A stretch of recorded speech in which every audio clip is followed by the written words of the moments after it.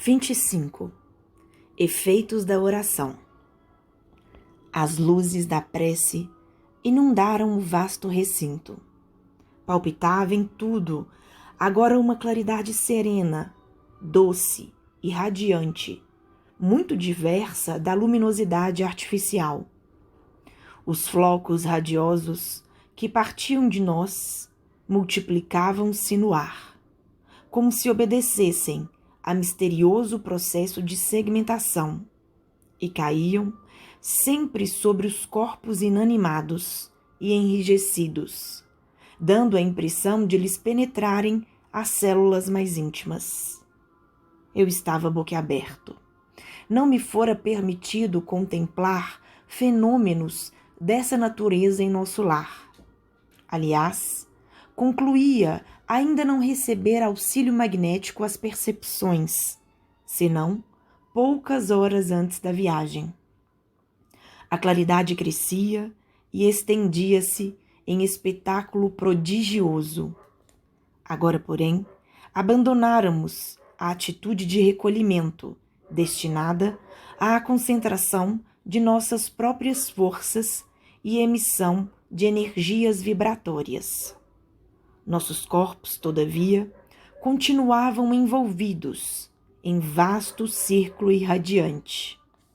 Prosseguindo, porém, o grande silêncio, notei que a luz da oração se fazia mais clara, mais penetrante. Comecei a ver, como no caso de Ana, que todos aqueles esqueletos misérrimos apresentavam núcleos de sombra, além das máscaras mortuárias.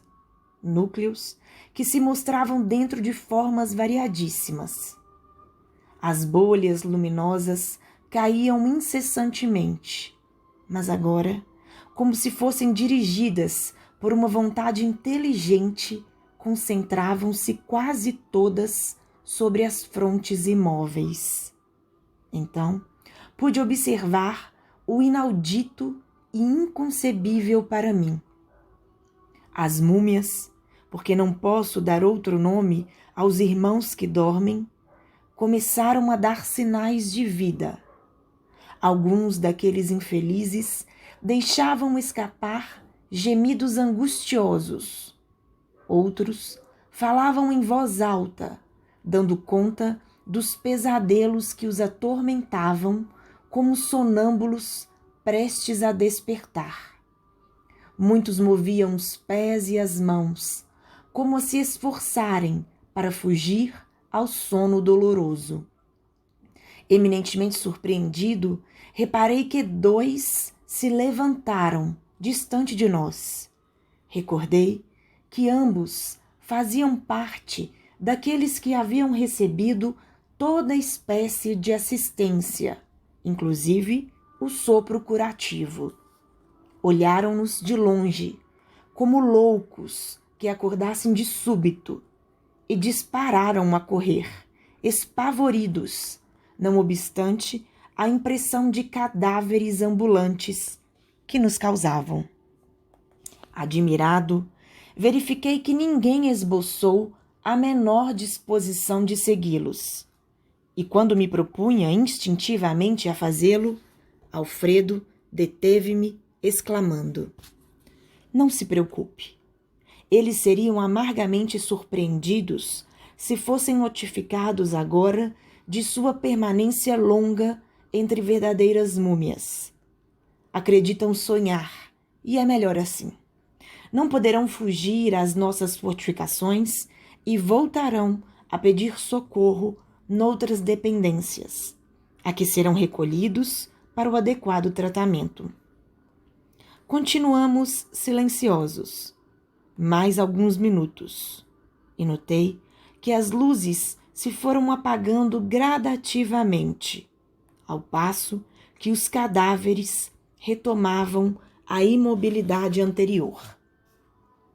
Ismália declarou terminadas as nossas atividades da oração, e o administrador, após o sinal luminoso que notificava aos operários o término das obrigações, adiantou-se para nós, exclamando: gratíssimo pelo concurso fraternal. Realizamos belo serviço intercessório. Desde alguns dias, ninguém se levantava. Aniceto, percebendo-nos a perplexidade, falou a Vicente e a mim de maneira significativa. Conforme viram, o trabalho da prece é mais importante do que se pode imaginar no círculo dos encarnados. Não há prece sem resposta, e a oração, filha do amor, não é apenas súplica. É comunhão entre o Criador e a criatura, constituindo assim o mais poderoso influxo magnético que conhecemos. Acresce notar, porém, que já comentamos o assunto, que a rogativa maléfica conta igualmente com enorme potencial de influenciação. Toda vez que o espírito se coloca nessa atitude mental, estabelece um laço de correspondência entre ele e o além.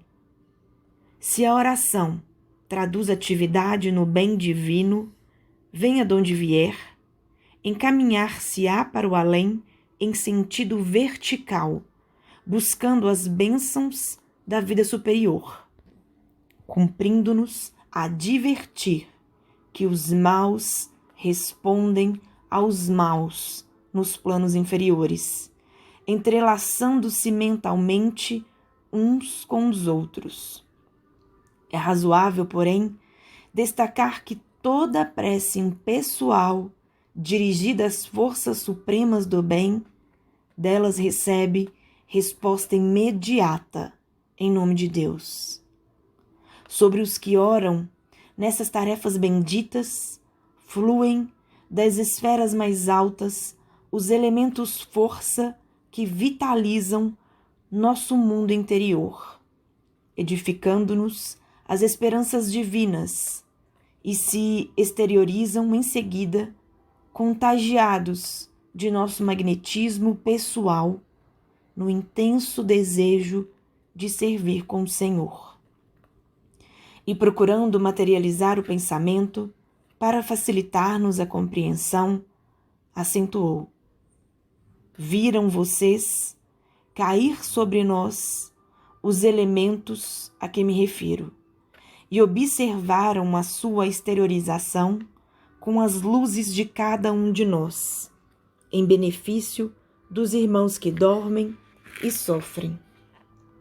Concedeu-nos o Altíssimo a força de auxiliar em porções iguais para todos, mas nós a espalhamos de acordo com a nossa possibilidade e coloração individuais. Ismália, cujos sentimentos são mais amplos e universalista que os nossos, pôde receber com mais clareza o auxílio divino e distribuí-lo com mais abundância e eficiência. Temos aqui uma profunda lição. Como já disse, o Pai visita os filhos necessitados por intermédio dos filhos que procuram compreendê-lo. Não poderíamos abusar do Senhor como abusamos no círculo terrestre dos nossos pais humanos. Não vive ele ao sabor de nossos caprichos pessoais. Nunca poderia vir em pessoa enxugar o pranto do necessitado que chora. Em consequência, aliás, do ouvido das divinas leis. Compete ao necessitado caminhar ao reencontro dele. O Senhor, todavia, atende sempre a todos os homens de boa vontade, por intermédio dos homens bons, que se edificam na casa divina. Todos os nossos desejos e impulsos razoáveis são atendidos pelas bênçãos paternais do Eterno. Ainda que nos demoremos nas lágrimas e nas aflições, jamais permanecemos ao desamparo. Apenas devemos salientar que as respostas de Deus vão sendo maiores e mais diretas à medida que se intensifique o nosso merecimento, competindo-nos reconhecer que, para semelhantes respostas, são utilizados todos quantos trazem consigo a luz da bondade, ou já possuem mérito e confiança para auxiliar em nome de Deus. As explicações de Aniceto abriam-me novos campos de meditação. O esclarecido instrutor, contudo, não dera por fim da lição, e depois de longa pausa, concluiu: já que vocês se encontram comigo num curso de serviço auxiliador, espero aproveitem o máximo ensinamento desta hora. Reparem que nesses pavilhões temos 1980 abrigados que dormem. Todos recebem diariamente alimento e medicação comuns, mas só 400 são atendidos com alimento e medicação especializados, por se mostrarem mais suscetíveis de justa melhora. Desses 400, apenas 2/3 se revelaram aptos à recepção de passes magnéticos. Muitos não podem receber, por enquanto, a água efluviada. Poucos foram contemplados com sopro curativo, e somente 2 se levantaram, ainda assim profundamente perturbados. Já que iniciam um trabalho de cooperação fraternal, não esqueçam esta lição. Façamos todos o bem sem qualquer ansiedade. Semeemo-lo sempre e em toda parte, mas não estacionemos na exigência de resultados.